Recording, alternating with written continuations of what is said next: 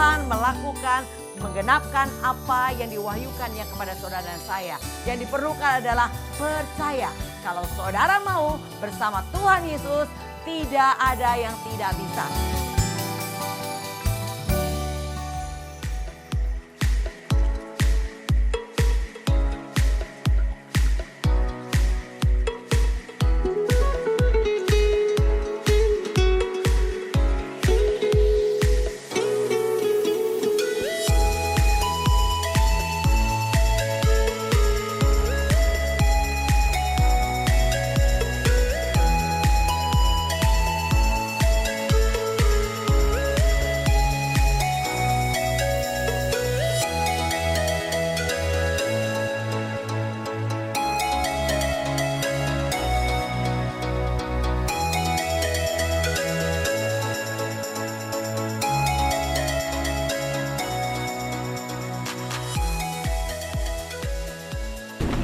Shalom sahabat penerobos, salam jumpa kembali bersama GOB, Generation of Breakthrough.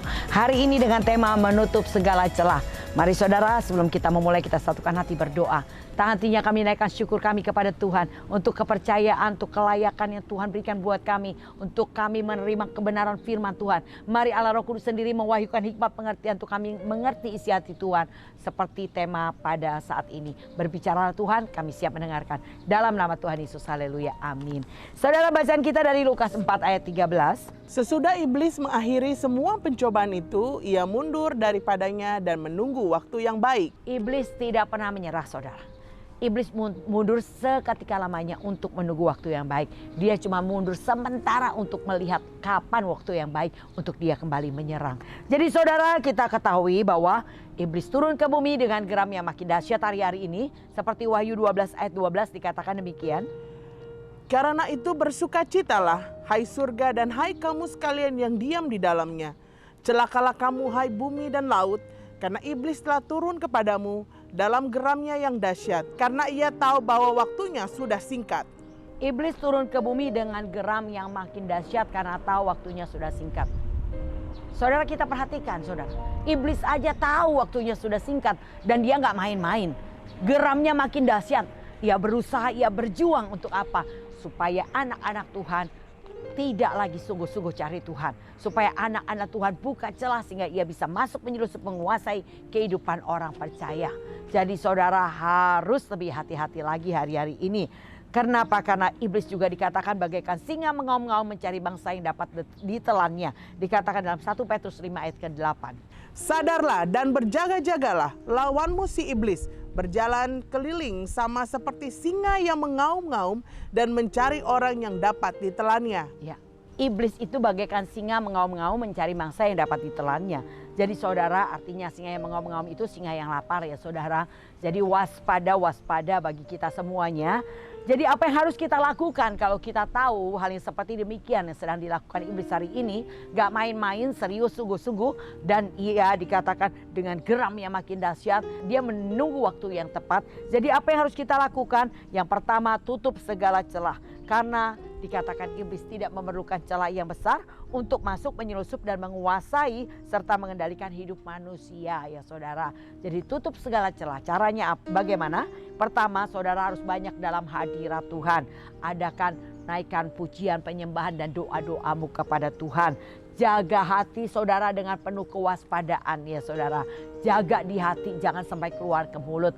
Karena dikatakan Yakobus 3 ayat 2 bahwa orang yang tidak bersalah dan perkataannya adalah orang yang sempurna yang dapat mengendalikan seluruh tubuhnya.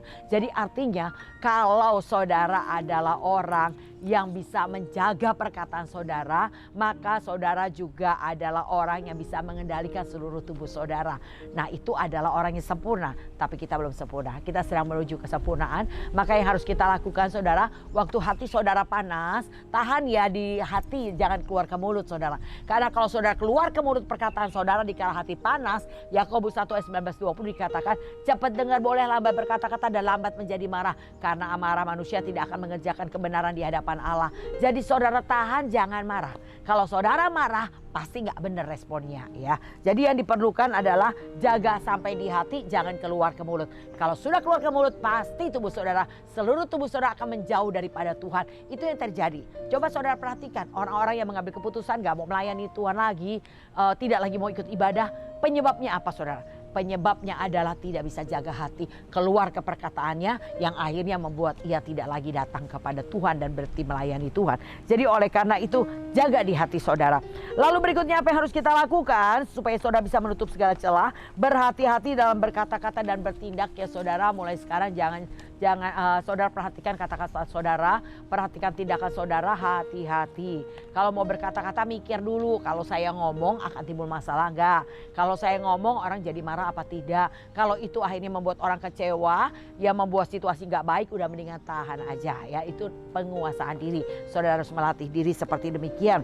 Dan juga dalam bertindak, kalau saudara lagi ketik untuk dikirim di WA, saudara baca lagi. Kalau saudara kirim, orang yang baca marah enggak? Orang yang baca kecewa enggak? Kalau ternyata kalau saudara kirim orang yang bacanya bisa marah, ya udah jangan dikirim, hapus, di delete aja lagi semuanya tulisan itu ya. Oke saudara, belajar ya penguasaan diri hari-hari ini harus lebih berjaga-jaga lagi. Perhatikan respon saudara harus sesuai dengan kitab suci, ini harus saudara lakukan. Respon saudara dan saya harus sesuai dengan kitab suci. Nah itu yang Tuhan mau untuk kita lakukan. Tutup segala celah, yaitu tadi dengan banyak dalam hadirat Tuhan. Jaga hati saudara, berhati-hati dalam berkata-kata, bertindak, dan perhatikan respon saudara harus sesuai dengan kitab suci. Berikutnya saudara, apa yang harus kita lakukan untuk menutup segala celah? Yang kedua, jangan kasih tahu iblis kelemahan saudara. Dengan cara apa saudara? Pertama, menerobos segala rintangan yang membuat kita tidak bisa hadir dalam undangannya Tuhan. Ini saudara, jangan kasih tahu iblis. Dengar, saya mau katakan, kalau saudara nggak bisa datang dalam ibadah karena kepala saudara sakit, ujungnya nanti iblis bilang begini, oh yang membuat dia tidak datang adalah kepalanya sakit. Maka akan dibuat itu terus caranya supaya saudara tidak datang sampai saudara hilang dari pandangan Tuhan dan manusia. Saudara, oleh karena itu perhatikan ya saudara ya keputusan-keputusan saudara. Jangan pernah kasih tahu iblis. Buat iblis pusing bagaimana caranya membuat saudara mundur. Karena iblis gak mau saudara maju di dalam Tuhan. Iblis gak mau saudara melatih diri beribadah. Karena dia tahu kalau saudara melatih diri ibadah, menambah-nambahkan ibadah saudara, mencari Tuhan, mengejar Tuhan sungguh-sungguh, maka ya dikatakan ibadah itu berguna dalam segala hal, mengandung janji untuk hidup ini dan hidup yang akan datang. Iblis tahu kalau saudara rajin ibadah, saudara akan mendapatkan janji. Bukan hanya hidup sekarang ini, tapi hidup di sana, dikatakan di kerajaan surga saudara ya, hidup di bumi dan hidup yang akan datang. Disitulah Tuhan punya janji kalau saudara mau melatih diri ibadah. Nah oleh karena itu saudara harus menerobos segala rintangan. Percayalah datang kepada Tuhan keadaan lebih baik. Percayalah ibadah saudara dengan Tuhan tidak pernah sia-sia. Kalau saudara melatih diri ibadah, menambah-nambahkannya, Tuhan punya janji saudara bahwa dikatakan engkau akan memperoleh janji di bumi dan di surga, yaitu kemuliaan. Nah oleh karena itu jangan kasih tahu iblis kelemahan saudara. Nah yang kedua saudara, bagaimana caranya kita tidak tahu kasih tahu iblis kelemahan kita adalah melatih penguasaan diri ya. Tetap ramah, jangan marah ya saudara ya. Slogannya kalau hati panas apa saudara, mulutnya mingkem, tangannya mingkem juga ya. Lalu dada artinya tarik nafas, doa saudara serahkan sama Tuhan, pikul, terima prosesnya dan belajar dari Tuhan. Karena setiap kejadian kita alami ada pembelajarannya. Yang diperlukan adalah saudara mau belajar dan mau diajar, itu murid yang baik.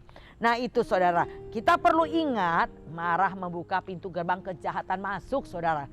Yang membuat akhirnya Kain membunuh Habel adalah karena iri hati, sehingga ia mulai marah, ia mulai berpikir, ditaruhkan oleh iblis pikiran, selama masih ada Habel maka persembahannya tidak akan diterima. Jadi ujungnya karena iri hati itu dia marah, dia panggil Habel lalu dipukul, dibunuh saudara, dan timbullah yang namanya dosa ya. Nah saudara, jadi marah itu membuka pintu gerbang kejahatan masuk. Berhenti marah, tinggal panas hati kata Tuhan. Orang yang marah tidak dikata orang yang marah maka dia tidak akan bisa masuk surga ya. Ya marah, orang yang marah itu tidak bisa masuk kerajaan surga. Jadi makanya berhenti marah, tinggalkan panas hati. Sebab tidak ada orang yang bisa diselamatkan kalau hatinya panas ya saudara. Jadi oleh karena itu berhenti marah ya. Boleh marah nggak sih saudara? Ada yang bilang boleh, tapi jangan sampai matahari terbenam. Bukan boleh, Tuhan berkata apabila menjadi marah. Jadi ibaratnya kalau saudara sudah terlanjur marah ya udah beresin cepetan.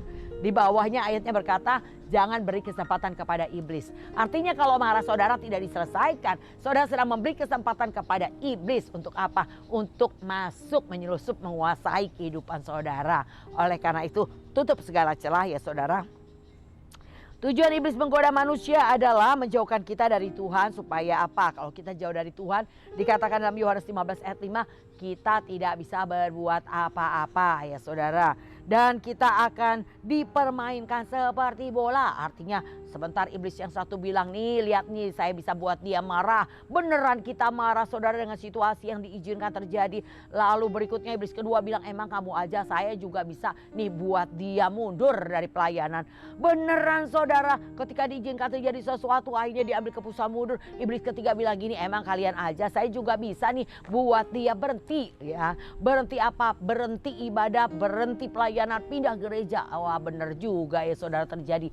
Jangan ya saudara ya, jangan beri semangat iblis untuk menghancurkan saudara. Jadi oleh karena itu tutup segala celah, saudara mulai belajar mendekat kepada Tuhan lebih intim lagi.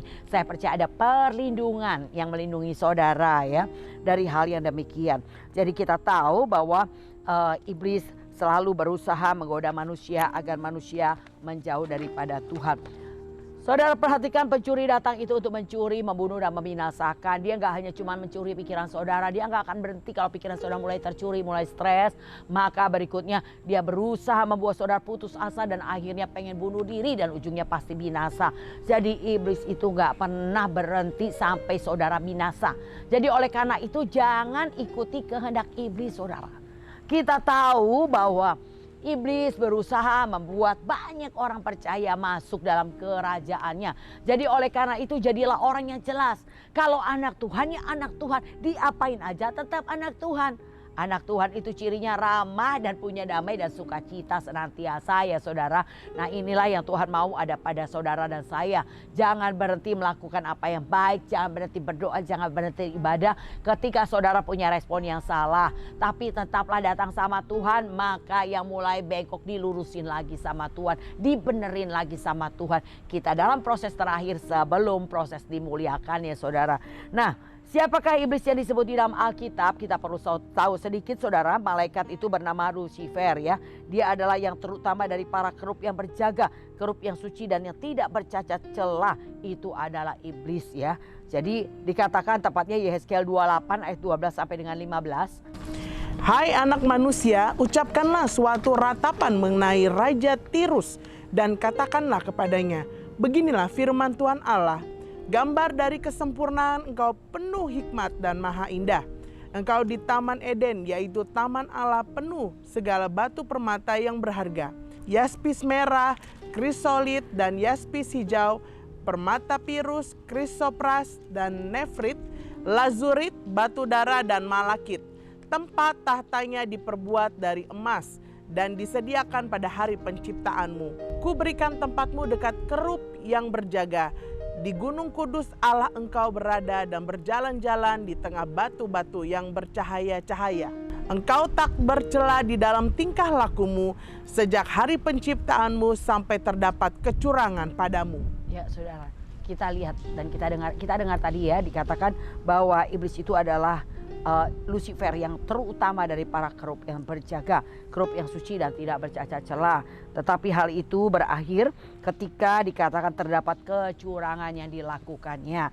Jadi oleh karena itu saudara, sadar siapa kita manusia, Iblis umurnya jutaan miliaran, saya tidak tahu berapa banyak umur yang sudah dilaluinya oleh iblis karena dia berada di surga sebelumnya. Yang dikatakan 1 hari Tuhan 1000 tahun manusia. Jadi berapa banyak hari, berapa banyak bulan, tahun, jutaan, miliaran saya tidak tahu. Tapi yang pasti dia sangat mengerti bagaimana membuat manusia itu jatuh. Jadi oleh karena itu tanpa Tuhan tidak ada manusia yang dapat kuat dan bertahan berdiri melawan godaannya. Maka kenapa kita perlu dekat sama Tuhan? Kenapa kita perlu intim sama Tuhan? Kenapa kita perlu ambil kekuatannya? Sebab tanpa Tuhan hancurlah kita manusia. Saudara, bisa dipermainkan seperti demikian yang tadi saya katakan. Jadi kejatuhannya dimulai dari kenapa? Kesombongannya. Karena dia menginginkan untuk mendapat pujian, hormat dan kemuliaan dari malaikat lainnya. Sehingga ia memberontak dan dibuang dari surga ke bumi. Jadi pemberontakan itu adalah awal keputusan yang dilakukan iblis. Sehingga membuat akhirnya ia dibuang ke bumi dan menjadi penguasa dunia ini.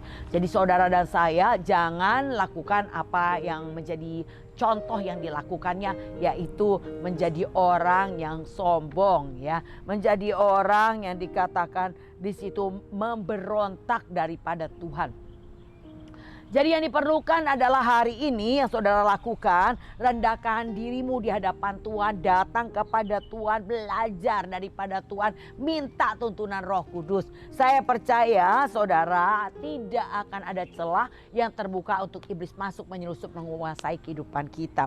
Nah, kerajaan iblis yaitu suatu pemerintahan dalam tatanan organisasi yang didirikan oleh Lucifer di bumi sebagai pemberontakannya terhadap kerajaan surga. Nah, dalam menjalankan pemerintahannya iblis ada suatu tatanan organisasi. Jadi dia juga punya organisasi pemerintahan yang tersusun rapi, saudara. Efesus 6 ayat 12 dikatakan Lucifer itu sebagai raja kegelapan. Dan berikutnya di bawahnya itu ada yang namanya pemerintah-pemerintah, yaitu pemimpin-pemimpin tertinggi dalam suatu kerajaan, yaitu malaikat-malaikat yang jatuh dan menjadi setan, ya saudara, yang mengikut bersama dengan Lucifer. Nah, itulah yang memerintah dalam kerajaan Lucifer. Lalu berikutnya ada yang namanya penguasa-penguasa. Ini adalah makhluk yang menerima kuasa dan menjalankan keinginan atasannya, saudara. Siapa? Itu manusia-manusia yang pergi ke kuasa-kuasa kegelapan, minta ilmu, ya itu saudara. Nah, penguasa-penguasa itu disertai oleh penguasa, ya. Dan penghulu-penghulu berbicara tentang pemimpin-pemimpin, yaitu manusia jahat yang menerapkan keinginan iblis. Lalu berikutnya namanya roh-roh jahat, roh-roh yang durhaka. Nah, itu saudara yang dikatakan legion, leviathan dan lain-lain, itu adalah roh-roh jahat. Ini level roh-roh yang berusaha membuat saudara menjauh dari Tuhan, yang menggoda mau datang ibadah tiba-tiba kepala sakit, mau datang ibadah tiba-tiba males. Nah, ini nih roh jahat, saudara. Kalau roh jahat tidak mempan membuat saudara berhenti cari Tuhan, maka dia minta bantuan ke level pemerintahan lebih atas lagi, yaitu tadi penghulu-penghulu minta bantuan. Kalau enggak mempan juga karena saudara penerobos, maka dimintalah bantuan lebih tinggi lagi, penguasa-penguasa. Apakah saudara tetap berdiri, bukan berdiri di tengah badai, atau saudara akhirnya benar-benar berhenti nggak cari Tuhan? Itu tergantung keputusan saudara. Tapi kalau saudara jadi penerobos, adalah pasukan yang tidak terhentikan, karena apa yang dilihat, karena apa yang didengar, karena apa yang dihadapi, dia akan maju terus dan menyelesaikannya sampai garis finish. Amin. Nah, itu ya saudara yang Tuhan mau untuk kita sadari, bahwa kuasa kegelapan ini benar-benar bekerja secara nyata hari-hari ini, gak main-main saudara. Geramnya makin dahsyat, yang membuat saudara diajak, ayo datang yo ibadah, dengar firman Tuhan. Gak mau, itu adalah roh jahat yang berusaha membelenggu kaki saudara untuk tidak melangkah mendekat kepada Tuhan. Ada banyak orang yang mau dekat tapi gak pernah bisa-bisa loh saudara.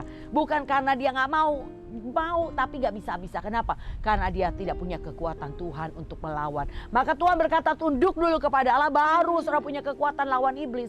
Kalau saudara tidak tunduk kepada Allah, gak ada kekuatan lawan iblis. Yang ada selalu yes, yes, yes. Apa kata iblis saudara? Ayo gak usah datang, gak usah datang.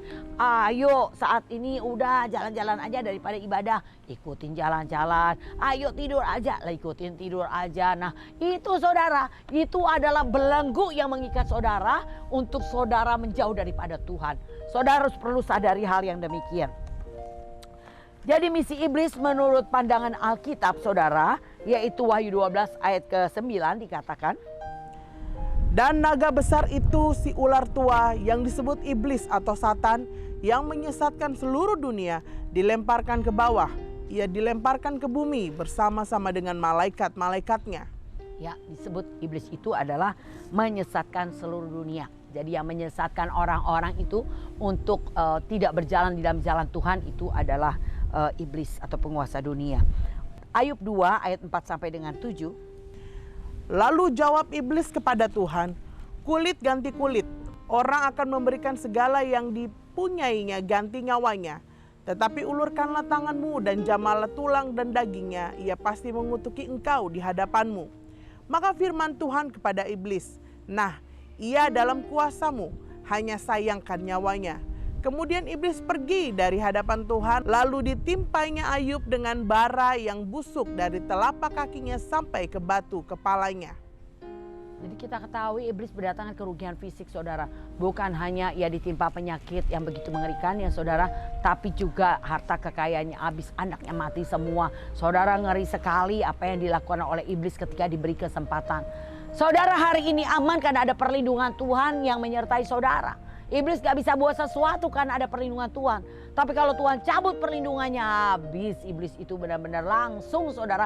Saat itu juga dikatakan anaknya mati, hartanya dirampas, dia kena penyakit, istrinya mengutuki dia. Bertubi-tubi saudara apa yang dilakukannya. Itu yang tadi saya katakan, bahwa dikatakan iblis itu gak cuman sekedar mau saudara buka celah, tapi iblis berusaha membuat saudara sampai binasa ya saudara, sampai putus asa dengan keadaan, akhirnya pengen bunuh diri dan akhirnya ujungnya binasa. Jadi oleh karena itu saudara harus sadar, misi iblis menurut pandangan Alkitab menyesatkan seluruh dunia, mendatangkan kerugian fisik dan harta, dan iblis adalah mendakwa siang dan malam. Wahyu 12 ayat 10. Dan aku mendengar suara yang nyaring di surga berkata, sekarang telah tiba keselamatan dan kuasa dan pemerintahan Allah kita dan kuasa Dia yang diurapinya. Karena telah dilemparkan ke bawah pendakwa saudara-saudara kita yang mendakwa mereka siang dan malam di hadapan Allah kita. Ya, jadi iblis itu mendakwa siang dan malam. Makanya kalau saudara merasa nggak mampu, rasa nggak pantas melayani, itu iblis yang mendakwa saudara. Membuat saudara merasa tidak mampu, tidak layak, tidak bisa. Nah itu adalah iblis saudara. Jadi itu saudara dan saya harus sadar tentang hal itu. Dan iblis itu mencuri, membunuh dan membinasakan. Yohanes 10 ayat 10 dikatakan iblis itu adalah pencuri. Dia itu mencuri, membunuh dan membinasakan. Kalau belum sampai binasa dia tidak akan berhenti. Dan iblis itu seringkali menyamar sebagai malaikat terang dan menyusupkan roh-rohnya ke dalam umat Tuhan dengan menyamar sebagai pelayan kebenaran. Itu bisa terjadi ya saudara, seperti malaikat Tuhan, sepertinya hamba Tuhan yang hebat luar biasa. Padahal sesungguhnya ada iblis yang menyelusup di dalamnya yang membuat ujungnya saudara jauh dari Tuhan. Maka Tuhan berkata, lihat buahnya. Kalau keputusan saudara membuat saudara makin rajin, semangat cari Tuhan, saudara makin cinta Tuhan, berarti itu dari Tuhan. Tapi kalau membuat saudara jadi males, gak semangat, gak cari Tuhan lagi, mulai mengurangi, mengundurkan diri, itu bukan datang dari Tuhan. Itu yang saudara dan saya harus sadar ya. Hati-hati dan waspada. Cara agar kita tidak tertipu oleh jerat iblis, Yakobus 4 ayat 7 dikatakan, tunduk kepada Allah, lawan iblis. Itu ya, pertama tunduk pada Allah yang saudara harus lakukan untuk saudara bisa melawan iblis. Ambil kekuatannya. Jadi caranya untuk tunduk kepada Allah, ambil kekuatannya, yaitu melalui datang doa pagi, datang persekutuan doa, ikut pemuritan, menara doa dan lain-lain aktivitas rohani. Saudara sedang mengambil kekuatan Tuhan. Karena saya percaya Tuhan tidak pernah hadir dengan tangan hampa. 2-3 orang berkumpul Tuhan hadir, dan kalau Tuhan hadir, Tuhan pasti beri kekuatan, beri pengurapan buat kita semua. Amin. Nah saudara, berikutnya tunduk pada Allah, artinya mulai belajar praktekkan firman Tuhan di setiap kesempatan. Ini Tuhan mau kita lakukan. Praktekkan setiap firman Tuhan di setiap kesempatan yang Tuhan berikan. Lalu saudara harus tekun dan setia melakukannya. Kalau saudara lakukan ini dengan tekun setia, saya percaya aman. Karena kunci kesempurnaan adalah tekun ya saudara. Nah yang kedua, bukan hanya tunduk pada Allah, sekarang saudara harus lakukan lawan iblis. Artinya peperangan rohani setiap waktu. Kita selalu diperhadapkan pada 2 keputusan. Saudara jangan salah pilih, mau menurut atau memberontak. Yesaya 1 ayat 19 sampai 20 katakan demikian. Jika kamu mau menurut dan mau mendengar, maka kamu akan memakan hasil baik dari negeri itu. Tetapi jika kamu melawan dan memberontak, maka kamu akan dimakan oleh pedang. Sungguh Tuhan yang mengucapkannya. Keputusan di tangan saudara dan saya. Kalau saudara mau menurut, saudara mau mendengar dan menurut, maka saudara akan memakan hasil baik. Tapi kalau saudara melawan, memberontak, dimakan akan oleh pedang. Maka pilihan tangan saudara. Mau menurut, mau mendengar, atau mau melawan, memberontak. Ya, kembali saudara, ini peperangan rohani. Tentunya yang dari Tuhan adalah segala hal yang baik. Jadi untuk bisa peroleh yang baik, saudara hanya perlu dilakukan adalah Yesaya 1 ayat 19 tadi, yaitu mau menurut dan mendengar ya saudara. Nah, yang harus saudara lakukan adalah saudara harus memilih rajin, jangan pilih malas, ya kan? Pilihan selalu ada, mau rajin atau mau malas. Kalau saudara mau ikut Tuhan, rajin saudara. Jadi iblis selalu berusaha membuat saudara malas, tapi jangan ikuti apa yang menjadi kehendak dan keinginannya. Saudara diberikan kepada pilihan di hadapan kita mau beribadah atau tidak, itu juga pilihan di tangan saudara. Yang pasti datang daripada Tuhan adalah latih dirimu ibadah berguna dalam segala hal. Terus Tuhan juga berkata bahwa ibadah kalau datang di setera cukup mendatangkan keuntungan yang besar. Jadi Tuhan mau kita ibadah. Tuhan berkata jangan tinggalkan persekutuan ibadahmu. Jadi oleh karena itu ya dari Tuhanlah beribadah, bukannya kita tidak beribadah ya. Jadi pilihlah beribadah. Lalu saudara diperhadapkan kepada pilihan berkat atau kutuk, kehidupan atau kematian. Ulangan 30 ayat 19 sampai dengan 20 dikatakan demikian. Aku memanggil langit dan bumi menjadi saksi terhadap kamu pada hari ini. Kepadamu kuperhadapkan kehidupan dan kematian, berkat dan kutuk. Pilihlah kehidupan supaya engkau hidup, baik engkau maupun keturunanmu. Dengan mengasihi Tuhan Allahmu, dengarkanlah suaranya dan berpaut padanya. Sebab hal itu berarti hidupmu dan lanjut umurmu untuk tinggal di tanah yang dijanjikan Tuhan dengan sumpah kepada nenek moyangmu, yakni kepada Abraham, Ishak dan Yakub untuk memberikannya kepada mereka. Pilih, mau kehidupan atau kematian, berkat atau kutuk, pilihan di tangan saudara saya. Tapi Tuhan luar biasa kasih tahu. Tuhan bilang pilih kehidupan. Caranya hatinya harus terpaut kepada Tuhan, mau mendengar dan dikatakan kita cinta Tuhan. Mencintai Tuhan, mendengarkan firman-Nya dan juga yang dikatakan berpaut kepada Tuhan. Berarti saudara sedang memiliki kehidupan dan berkat ya saudara. Ya, kalau saudara adalah orang yang dikatakan tunduk kepada Allah, lawan iblis, maka iblis akan lari daripadamu, itu janji Tuhan. Nah ini saudara, jangan buka celah ya. Tapi saudara harus masuk dalam peperangan rohani. Hidup ini adalah peperangan karena kita selalu diperhadapkan dua pilihan. Pilihan yaitu untuk datang kepada Tuhan atau mengikuti kehendak iblis. Pilihan di tangan kita semuanya. Itu yang Tuhan mau saudara. Jadi kesimpulannya, sadarilah tentang hari dan waktu yang semakin mendekati hari kedatangan Tuhan ini. Jadi untuk apa? Menjemput kita para mempelainya. Jangan beri kesempatan iblis untuk membuat kita menjauh daripada Tuhan. Tutup segala celah, fokus ya datang kepada Tuhan sampai kita disempurnakan dalam ketekunan. Amin. Demikian sahabat penerobos, hendaklah kita melakukan demikian. Jangan buka celah sedikit pun jangan, tapi tutup segala celah, yaitu dengan cara intim sama Tuhan, dekat sama Tuhan, cari Tuhan. Saya percaya aman saudara, perlindungan Tuhan. Ada payung perlindungannya yang menyertai, memayungi kita, menaungi kita, melindungi kita, dan meluputkan kita. Amin. Puji Tuhan. Tuhan Yesus berkati. Saya akan berdoa buat sahabat penerobos yang hari ini mendengar kebenaran firman Tuhan ini dan berkata, Tuhan aku mau tutup segala celah. Selama ini mungkin banyak celah yang kita buka untuk memberi kesempatan iblis masuk. Tapi hari ini kita mau tutup. Saudara mari angkat tanganmu, saya akan berdoa. Bapa, saat ini kami naikkan doa dan syafaat kami kepada Tuhan. Memohon dengan sungguh-sungguh kepada Tuhan. Kiranya Tuhan menjamah semua kami sahabat penerobos. Untuk hari ini kami mengambil keputusan menutup segala celah. Celah-celah yang sudah terbuka saat ini kami mau tutup dalam nama Tuhan Yesus. Yaitu dengan cara kami mau tunduk kepada Allah. Kami mau berperang dengan kekuatan musuh Tuhan. Kami percaya iblis akan pergi daripada kami. Terpuji nama Tuhan untuk kuasa-Mu yang turun atas kami. Untuk otoritas-Mu untuk kami berkata iblis pergi dan tidak berkuasa dalam hidup kami. Dan kami hidup seturut kehendak Tuhan. Dalam nama Tuhan Yesus sahabat penerobos menerimanya. Haleluya. Amin. Demikian sahabat penerobos, biarlah menjadi berkat buat kita semua. Saya tetap mengundang sahabat penerobos untuk bergabung bersama kami dalam komunitas penerobos. Silakan saudara catat nomor di bawah ini dan katakan saya rindu bergabung dalam komunitas penerobos Post. Saya akan beri linknya kepada saudara melalui media Zoom dan biarlah kita tetap bertekun di dalamnya. Tuhan Yesus memberkati. Salam GOB.